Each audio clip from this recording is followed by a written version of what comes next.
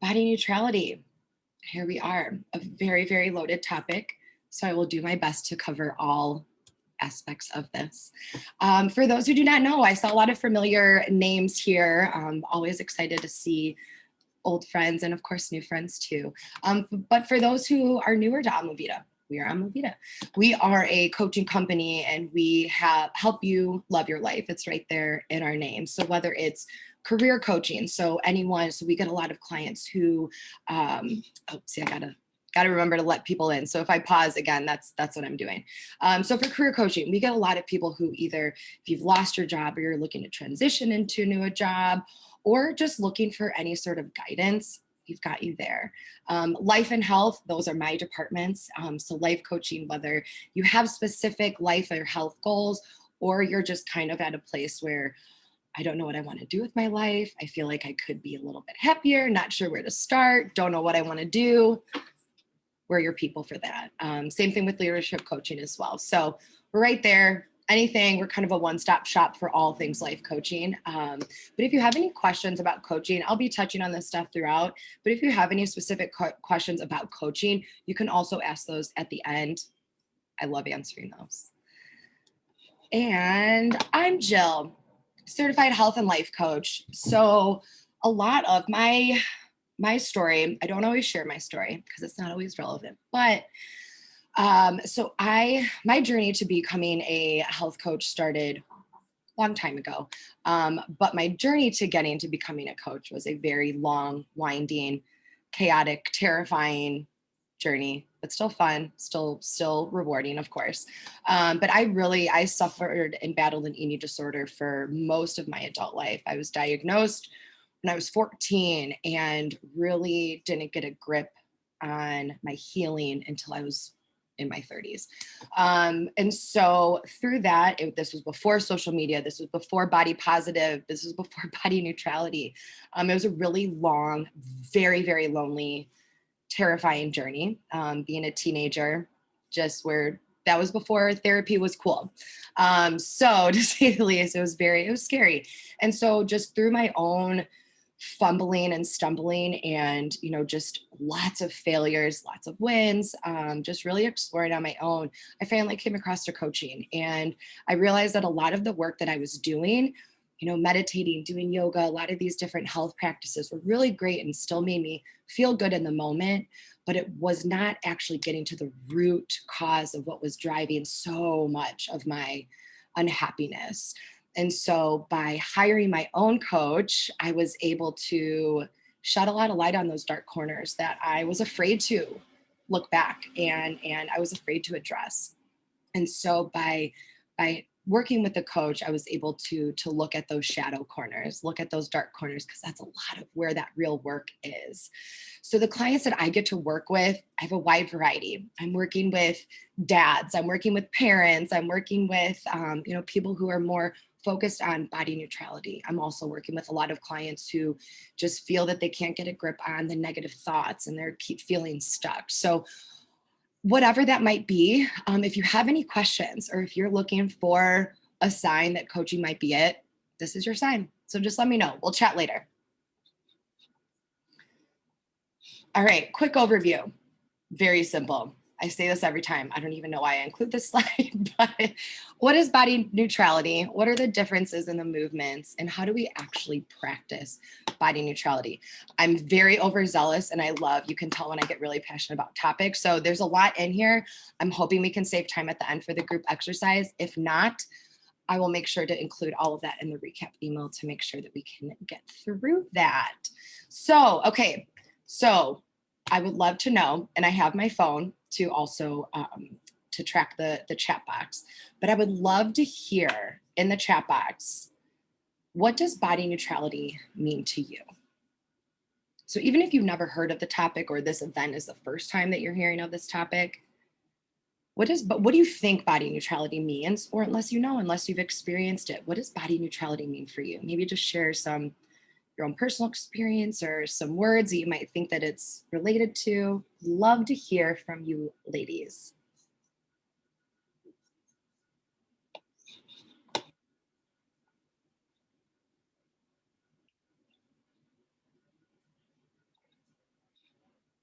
Yes, yes, yes. Love these. Oh my gosh. Okay. Oh, this is why I love these small groups. You guys already are crushing us. Value what my body does more than how it looks. Yes. Body acceptance regardless of size. Just not feeling bad about my bod. Yes. Just getting to that, not love, not hate, just existing. Focusing on what my body can do rather than the way it looks. Yes, yes, yes, yes, yes. Not labeling your body. Ooh, right. Ooh, Veronica, I love that. Not labeling it, because we do that a lot. We do that with our bodies. We do that with food, good, bad. No labels. Labels don't do anything for us. May not be in love with your body, but you accept it and are genuinely okay with where you at. I love these. I feel like this is going to be a chat box that I'm going to save. So yes, I love doing that with the group because I love to see, you know, just kind of where everyone's at. So it sounds like most of you had pretty good awareness of what this means. And you were right on it. That is exactly what body neutrality is. And I probably should have prefaced that this is not a trick question. There's actually really no right or wrong way to answer this, because body neutrality is completely what you want it to be. But I love that. I love coming up with a working definition. Lots of words on this slide. I don't like this slide, but I love this quote. So I'm curious, does anyone who knows who Jamil, iWeigh account at iWeigh? I'll share the actual account later. But I'm curious if anyone has heard of her. She's wonderful. She is like my spirit person. But this is her quote, which I just love because it summarizes it so perfectly. Yes, she was on The Good Place. Yes. She's just wonderful. She literally is like my ideal social media guru. She's just great with body neutrality and body confidence. And I have a whole slide of influencers. So don't worry, I'll continue to girl crush on her later. But I just really love this quote, mostly the last part. You know, you're not hating it. You're not loving your body. You're just a floating head. I am a floating head wandering through this world. Yes, I love that. A little bit oversimplifying it, but getting to the point of that's where we want to be. So body neutrality, rooted in acknowledging what your body does, not how it appears. So you guys all got that across. Normalizing all bodies. So this one I always have to read a few times because it's normalizing all bodies beyond ourselves to a point that we just don't need to focus on them at all in any context. Now, some of these, you know, of course, there's now this last part, respecting our bodies without putting too much energy towards those negative thoughts. So I know someone also, you know, mentioned that just not even wanting to feel bad. I don't want those negative thoughts about my body, which is possible. We'll get to that. But just really understanding that, you know, it's a working definition, right? It's all based on what your experience is. Everyone's experiences with their body and their health is vastly different. We just want to get to this place of just not caring so much that it's taking away from us living our lives. And something that I really started to implement and embody in my own body journey is that when we stop worrying so much about our bodies and how we look and how we're showing, how our appearance, is that when we're focused so much on that, it does not leave a lot of room for the other things in life that do bring us joy, right? So remember that as we're continuing on with this.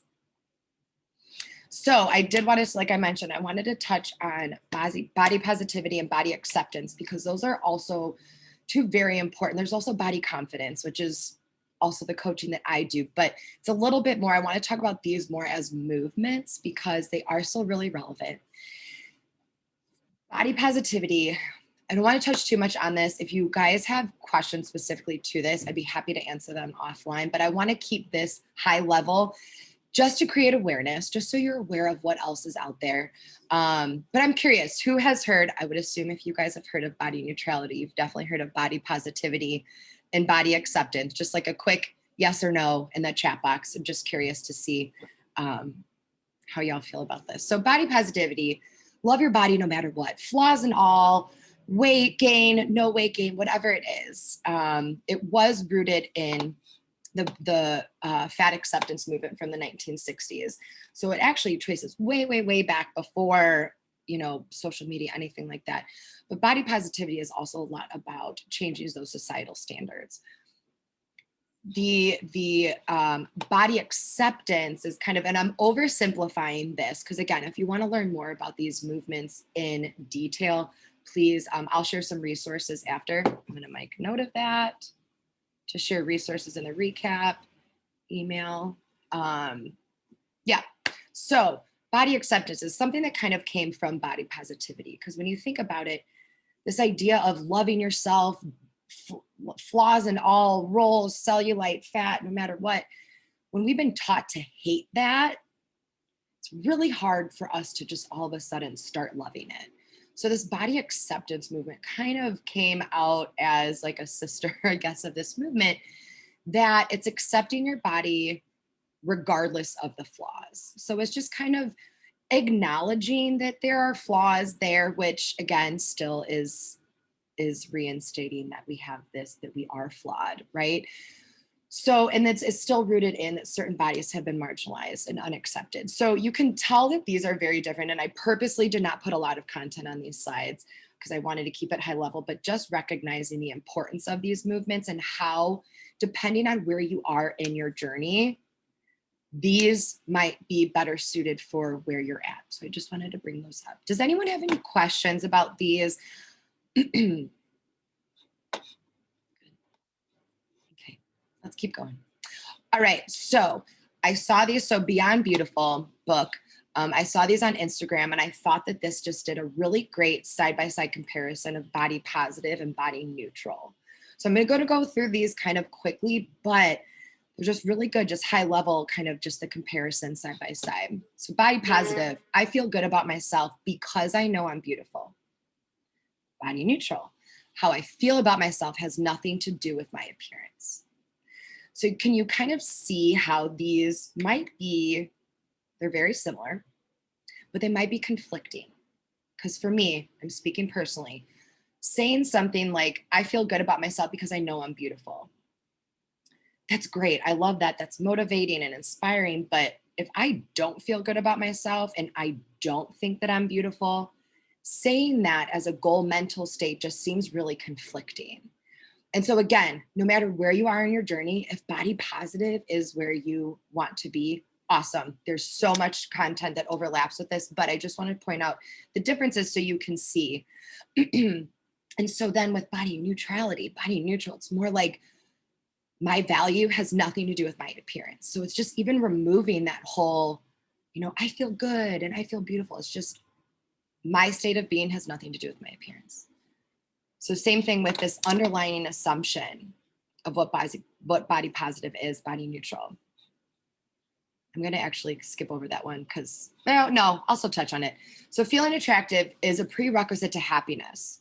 So it's this idea of like, I just have to feel confident no matter what my body looks like and I'll be happy.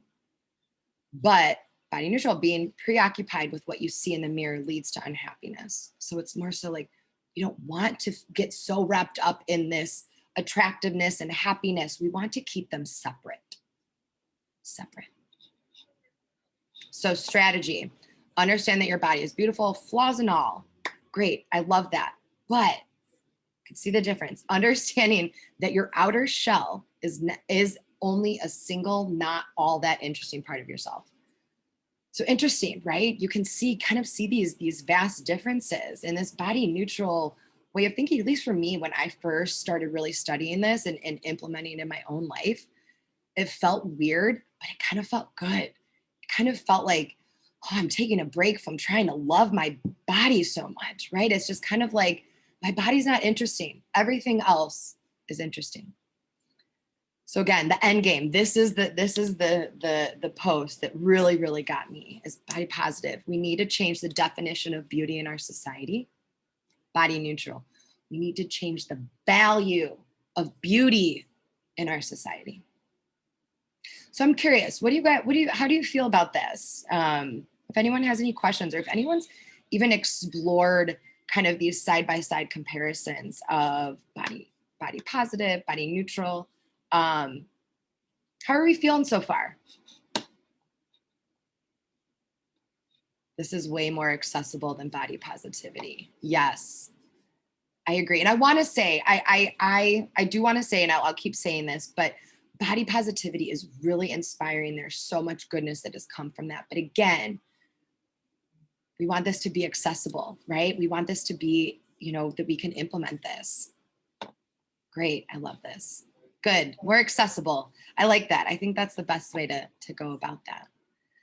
Okay, so what does, and this is kind of just like, just trying to, I'm just curious where you are at in terms of practicing. Like, what does embodying body neutrality actually look like? Or maybe how does it feel? Or maybe this is an opportunity to share how maybe some of you have implemented or have been practicing body neutrality. And like I said, hint, there's no wrong answer. It's just curious. Maybe it's like mindset work or mantras or, what if anything, has anyone been doing to practice body neutrality? It's a tricky one. All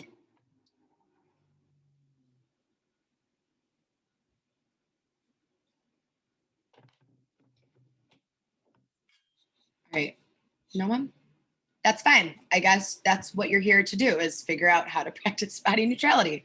So there you go. Oh, good. Oh, let's see. We have a few. Let's see. Ooh, Angela, I also challenge the idea of what flaws are. Flaws according to who? Yes, flaws.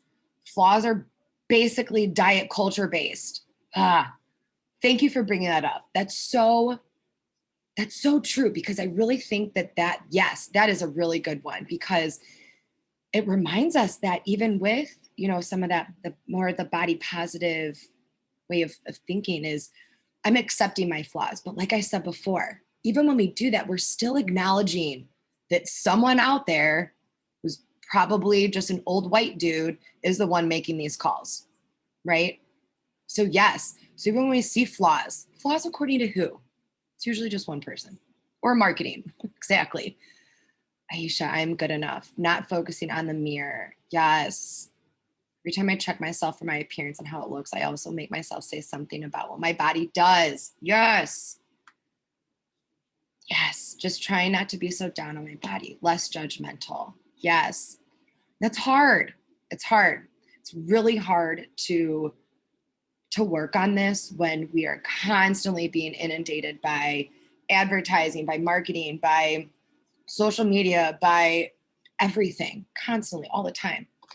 Even, you think about like by the Olympics, and constantly only looking at, to be the best, you have to look a certain way. Of course, it's athletics and stuff like that. I was an athlete myself. I know that, but that's still, we're seeing it all day, every day. These perfectly sculpted bodies, right? Like, what's that doing? What's that doing to us without having this realization of, I need to be doing something about this.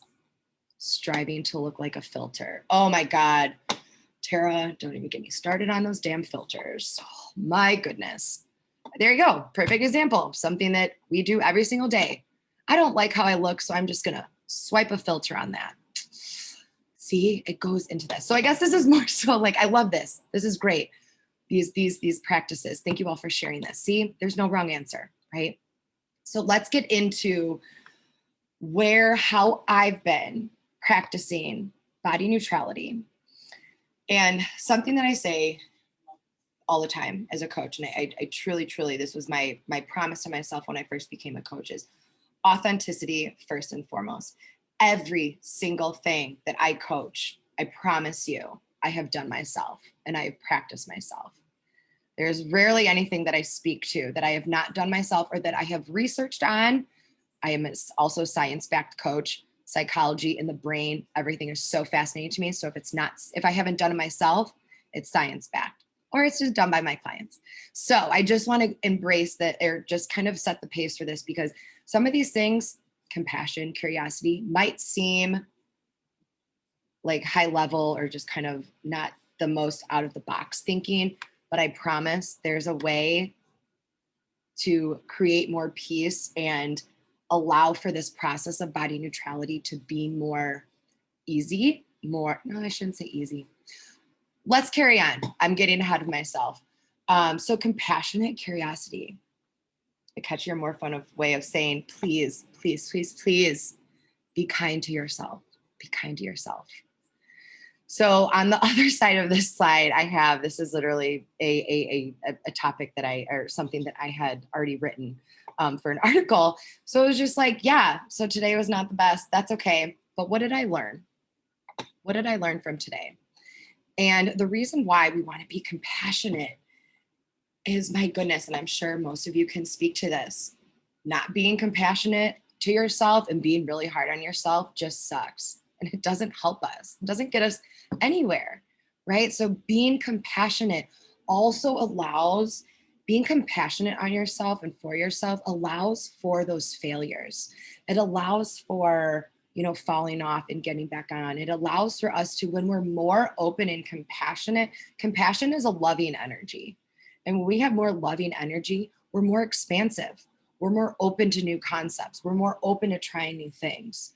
So when we're compassionate, it allows for us to get this space of playing around, right?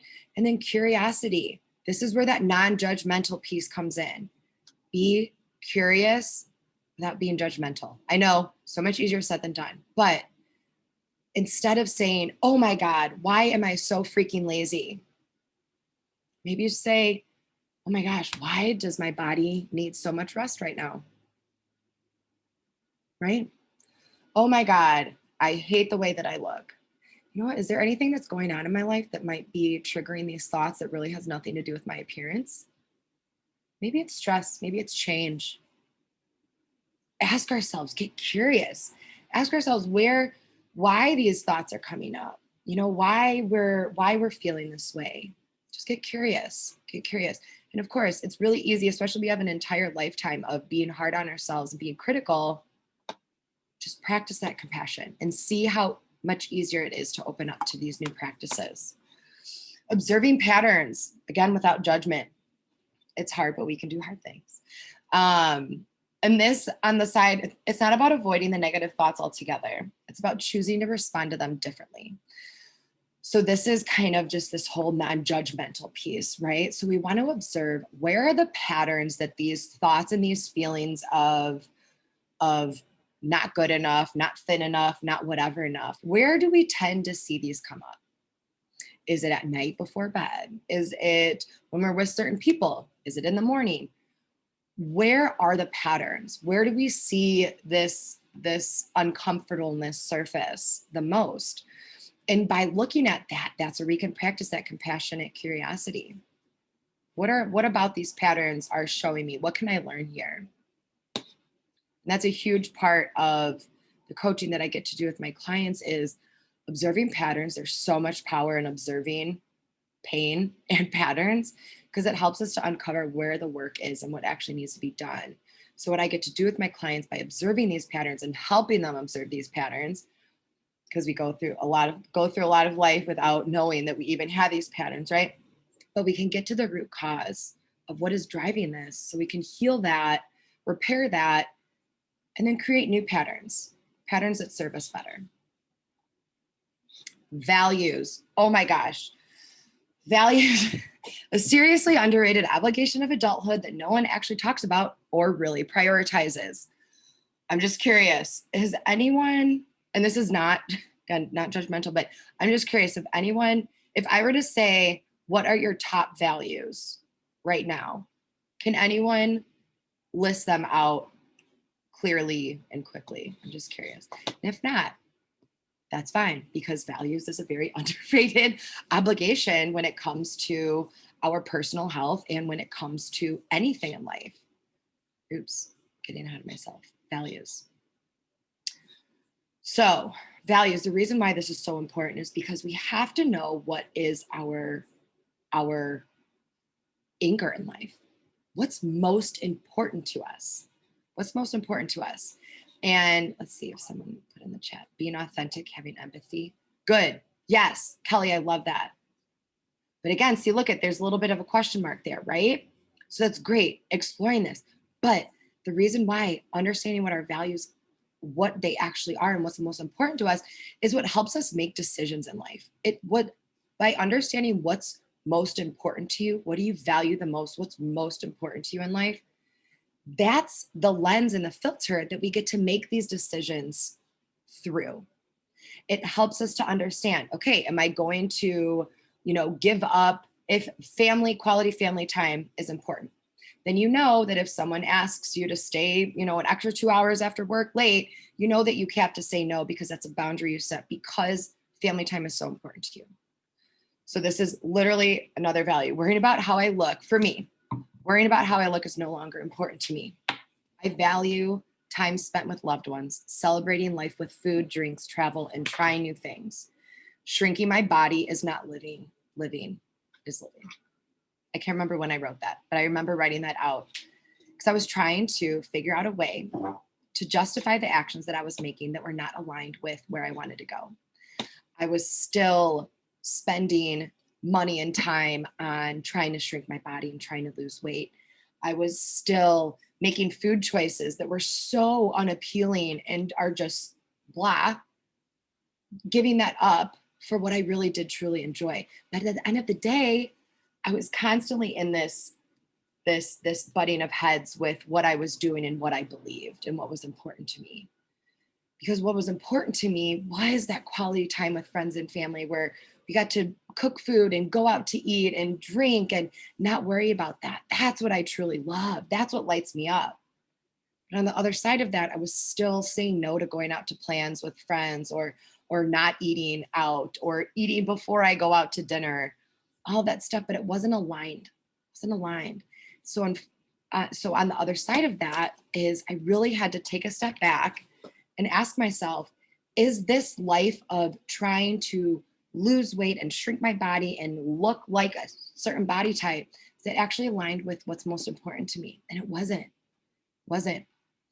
With that, so this is kind of going off on a little bit of a tangent, but I figure personal stories have always been helpful for me. So, but understanding and really crystallizing my values, a result of that was, of course, my happiness and my joy and looking forward to each day, as opposed to dreading it.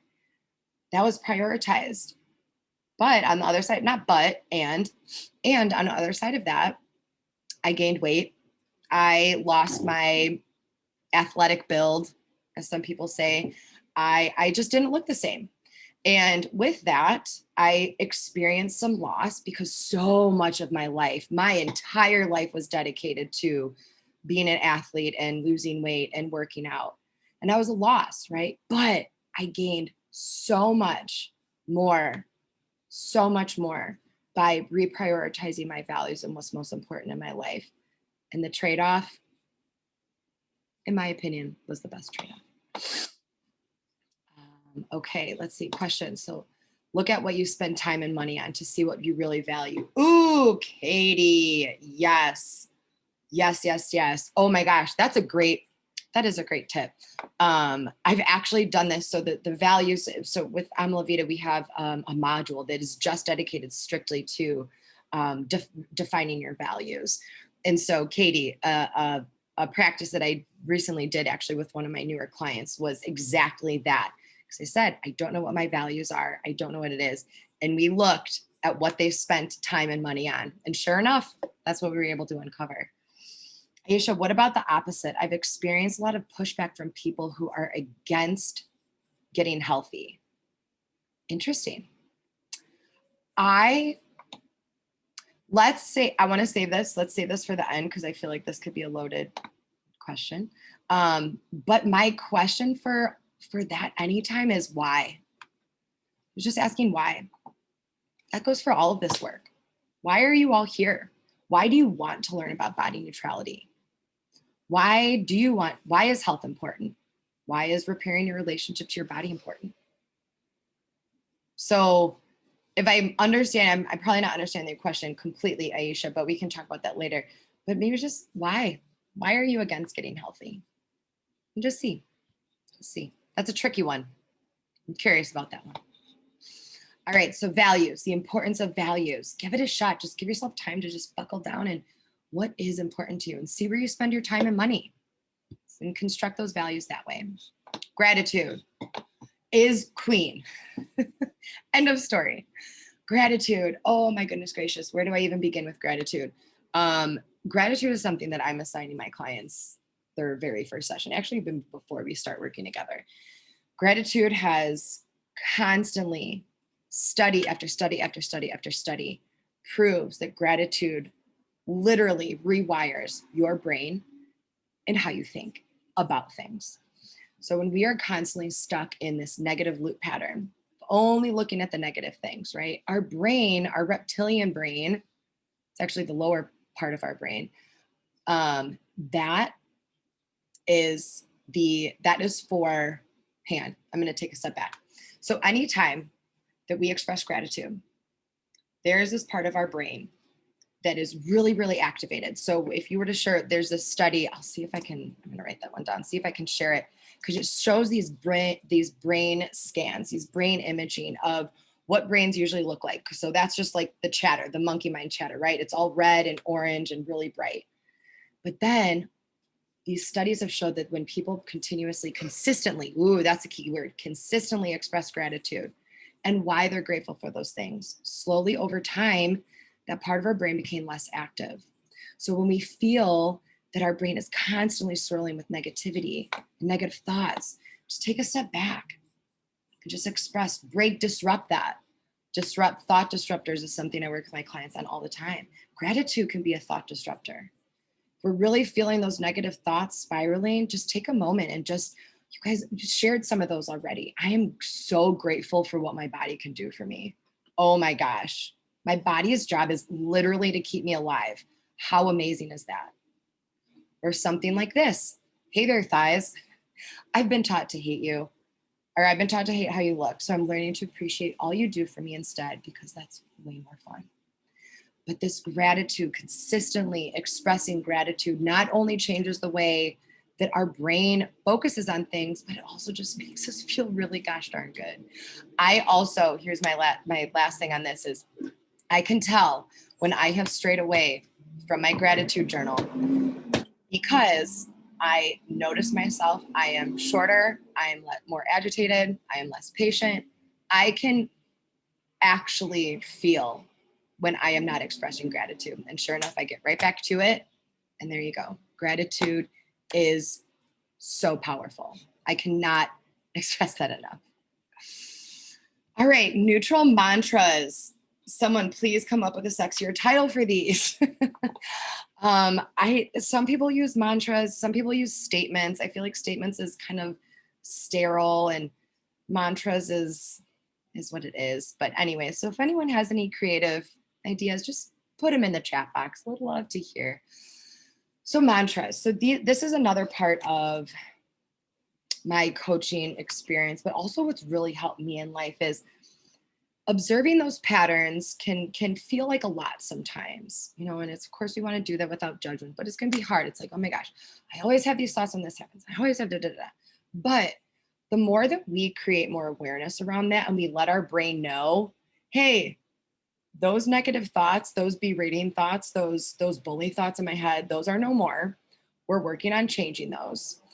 So in addition to the gratitude and even mindfulness practices, right? Even mindfulness practices, by replacing those negative thoughts with more positive ones that serve us, that's also letting our brain know, oh, okay, so we're not doing that whole super negative bully stuff anymore. Cool. We're going to focus on positive. Awesome. Because that's how I imagine my brain talking to me.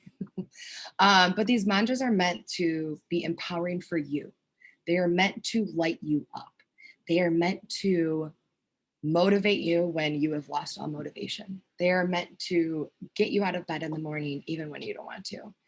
Understand, getting these mantras to help you can really help to keep things moving forward. So something that I had touched on before, where kind of this, when we were talking about that Beyond Beautiful book, where there's these huge shifts in, I am beautiful and I love myself, but then shifting into, that's not a belief that we have right now, right? By writing something like, I am in the process of it allows for us to work there because we're not there. We might not be there yet. So this is my own personal mantra that I've had with, gosh, I don't even know, forever. Focusing on everything in life that brings me joy and has nothing to do with my body whatsoever. I'm in the process of, even though I like to think that I've been doing this for a really long time. So even like I like to think that I might be there, the work's never done. We're never there. And so of course, this is my reminder, probably could use this mantra myself, but figuring out what are you working towards and what is going to keep you motivated and moving in that positive direction with your body. All right, so how are we doing on time? Kind of, okay, we're almost done.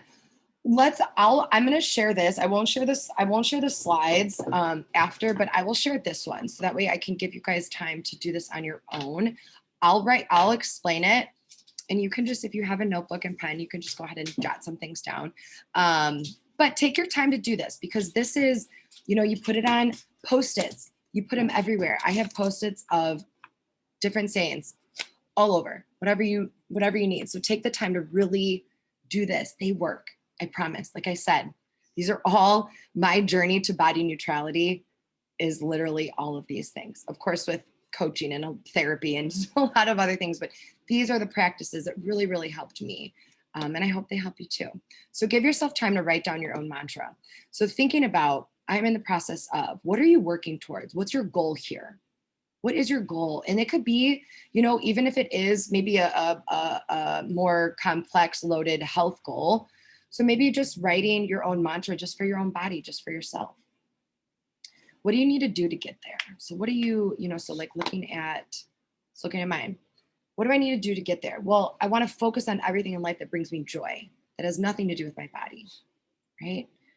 So, and then even thinking about like, who do you get to become? So I'm in the process of living my life truthfully and authentically and F the patriarchy and F capitalism and everything, because I just want to love my life and exist in my body as is. Whatever mantra works for you. It can be jam-packed. It can be really easy. Just whatever sits with you, whatever works for you. Yeah. What motivates you? What empowers you? So I want to save time for questions. So I'll share that slide in the recap. All right, so here are some more personal tips because like I said, I've been on this journey for a very long time and I have endless tips. So here are some other ones that I've kind of been actually working on more so lately that have really been making things click and disrupting those thoughts. So focusing on literally anything else. So even sitting here, I'm hot. It is hot as heck in Chicago. I'm not feeling very comfortable right now. I feel my rolls over my waistband. I'm sweaty, kind of whatever, but not feeling super great. Same thing even with like walking out. That's probably my biggest thing is when I'm walking in public and it's hot and my thighs are chafing and things are sticking in my body and I can feel my rolls and all of the things. And I'm just like, blah, blah, blah. Literally focus on anything else. So when those thoughts start to come up, I just look up to the sky. That's my cue. I just look up to the sky and my fiance can vouch for this. I can't tell you how many times throughout our walks, I'm like, oh my God, look at those flowers. Look at the sky. Those are my thought disruptors. And it helps because here you go, gratitude.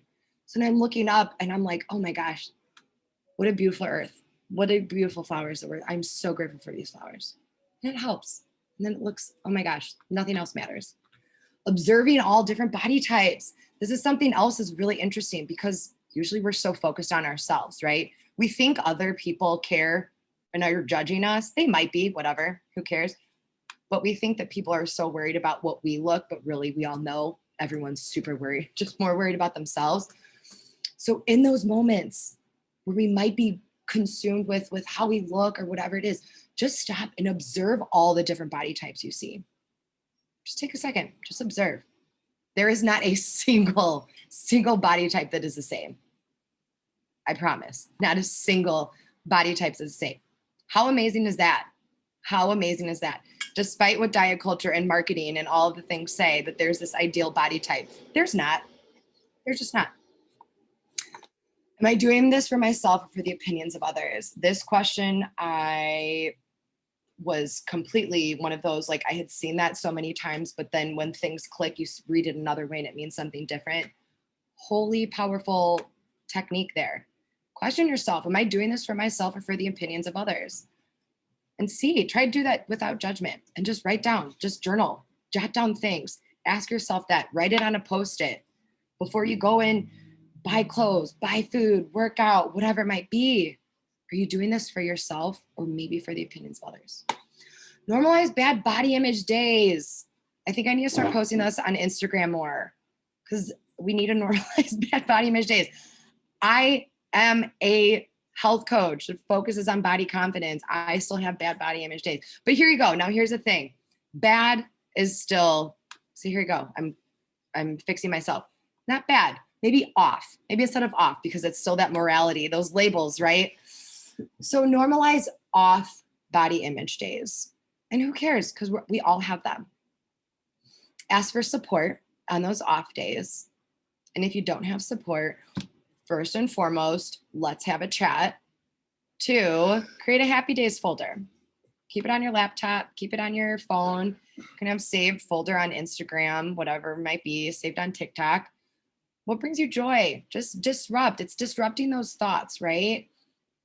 Disrupt those thoughts. Just look at something, literally smile about something and see how that just shakes you up. Because at the end of the day, our thoughts are just thoughts. Our thoughts are not truth unless we make them true.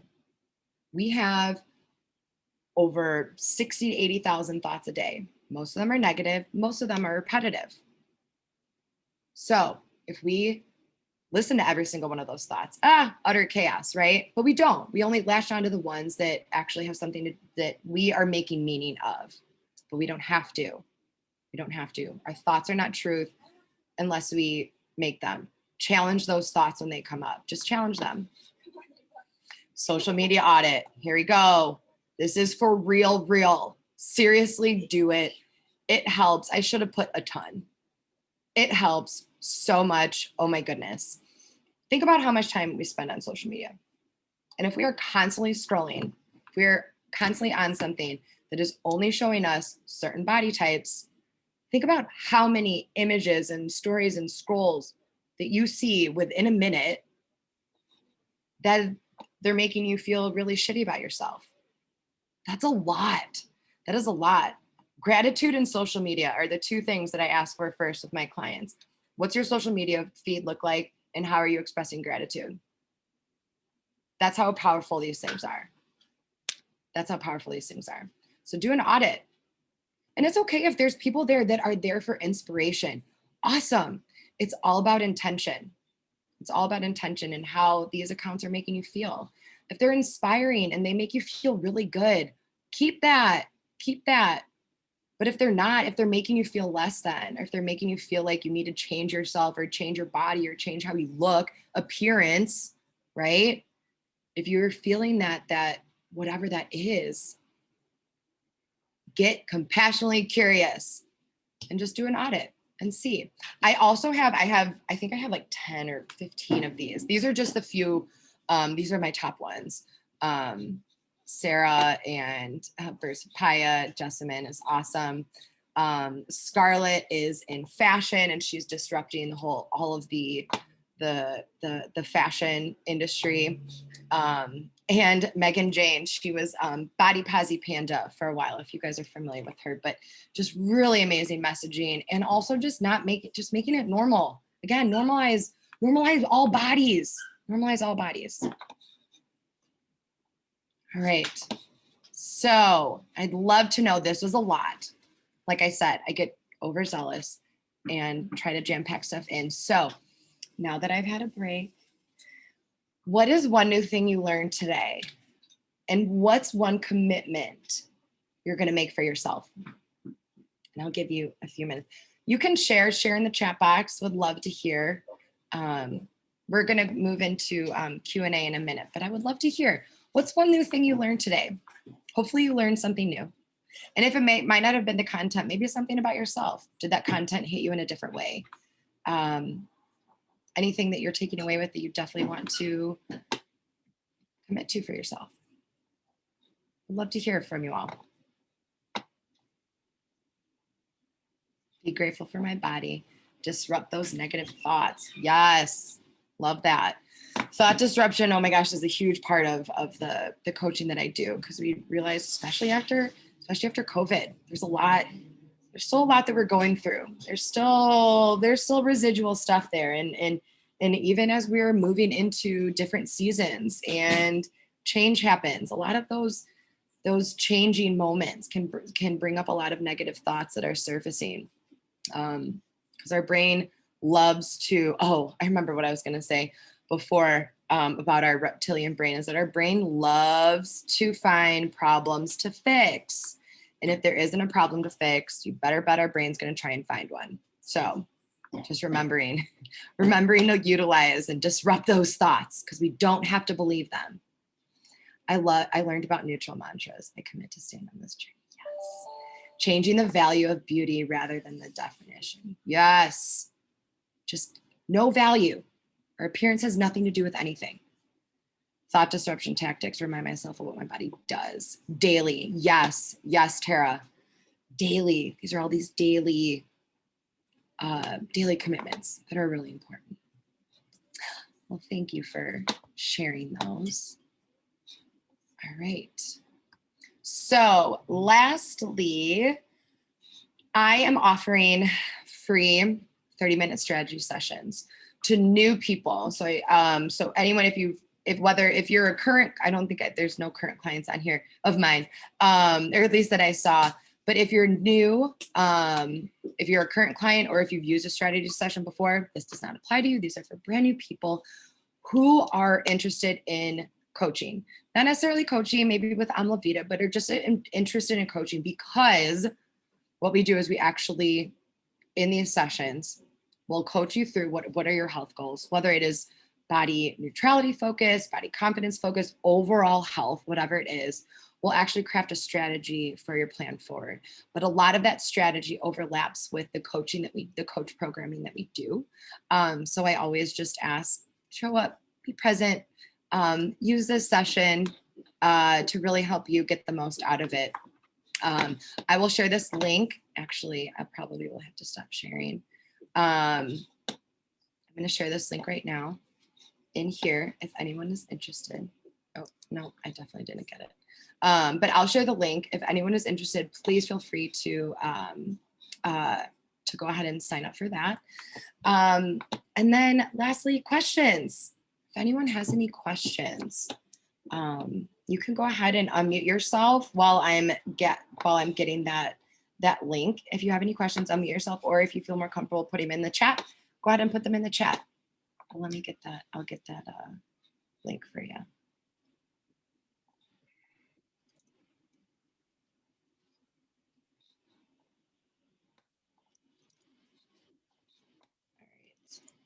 There you go.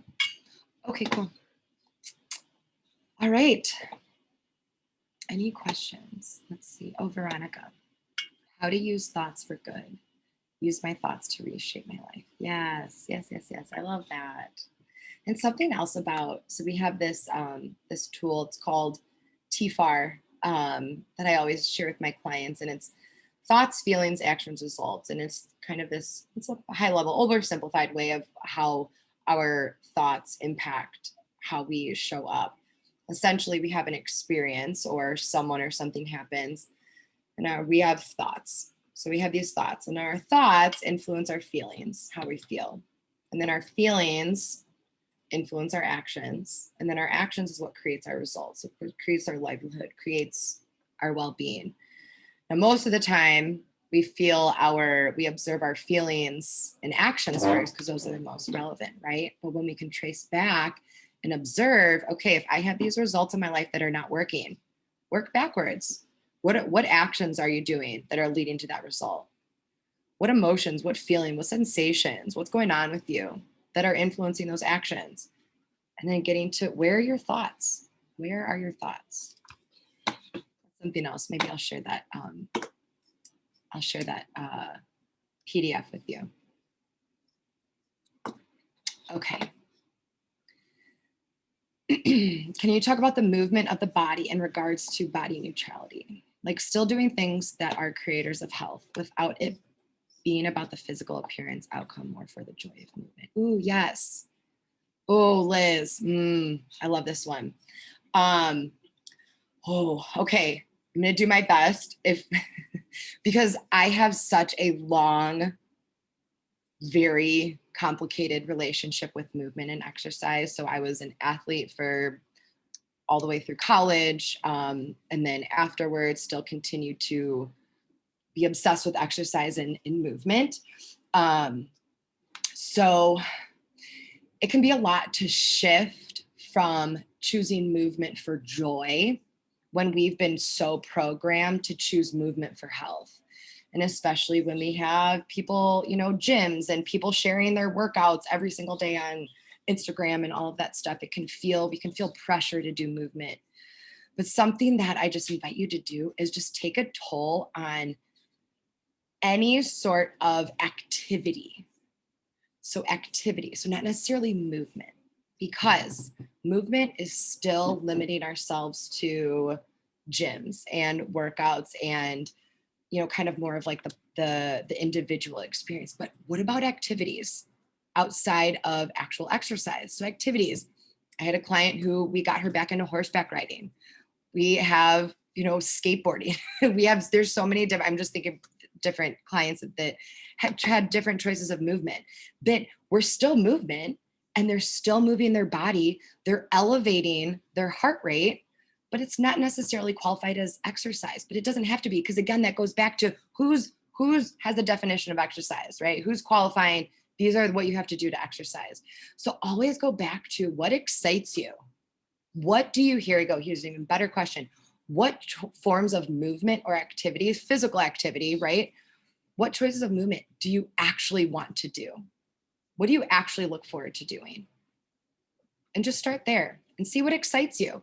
And maybe, I know there's like ClassPass, there's different, there's Patreon, there's different platforms that have different, or even the Peloton app. There's so many different things that you can look, and this is what I do is I'll look. So each morning I'll look at my classes and my schedule, and I literally pick what gives me a little bit of butterflies, what gets excitement in me. And there you go. Ooh. So then I think about, doing that exercise, that movement, that's getting me excited. Cool. Let's do that one. Start there. Just start with you, right? Start with you. Start with brings you more joy, and then carry out. Guess what? I still lift weights. I still do, kind of more of those more exercise thing, but I do it because it's exciting and I want to do it. So start with yourself first and make note of that. Make note of that. We don't necessarily have to stick to the same thing. I want to value my body unconditionally, but I struggle with still caring about how others see me, and there's sometimes not nice comments. Family, that's always so hard. So, Angela, this is tough. This is really, really tough. My question for you is, and it's a little bit abrupt, but why do you feel that you still care about how others see you? And the reason why I ask this, because sometimes there's career involved, there's certain things, there's accomplishments, there's achievements, there's whatever it might be. But just getting really honest with yourself and asking why does that, or maybe here's another question, maybe it's not all the time. Maybe it's not all the time you care about what other people think. I know, for example, when we're going to an event or a wedding or something like that, I'm going to dress up and I'm going to kind of care what other people think, but I'm excited to do it myself. But it's not all the time that we're constantly caring about what other people think. So maybe it is. So here you go. This is maybe going back to those patterns, Angela. Maybe does that caring what other people think tend to surface around your family? Or maybe it is just with your family.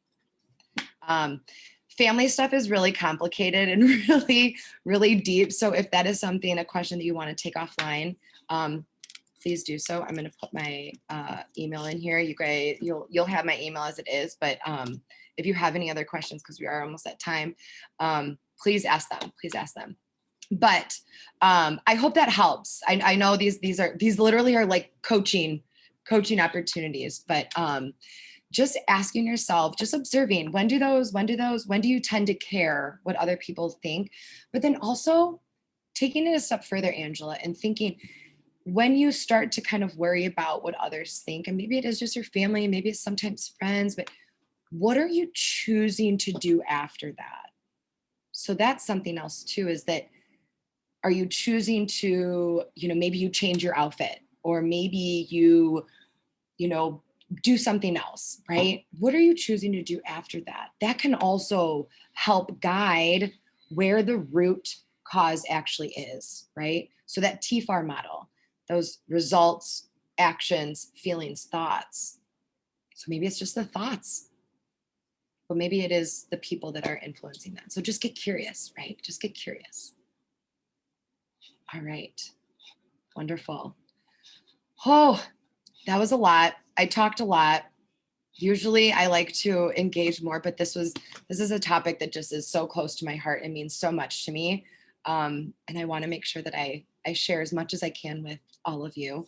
But if anyone has any other questions, please let me know. I know that, like I said, this is a loaded topic, and there's a lot that we discussed today, but if anything comes up for you after, that tends to happen, please send me an email. I'll also send a recap email out to everyone after this with the recording and a few of the things that I touched on for resources. But if anything comes up, just let me know. This work is not easy. If it was, I certainly would not have a job as a coach. But just know that this is always a safe space. Even when we all sign off, I know how important, how scary, and how it's a lot. It's a lot. So just know that I'm here. I'm always here. But yeah, thank you all so much for showing up today and for engaging and asking wonderful questions and sharing those tips and everything. I really appreciate it. I'm so grateful for these more intimate groups. So thank you all. I appreciate you all so much. And if you have any other questions, just let me know. Thank you, thank you, thank you. Enjoy the rest of your week, everyone.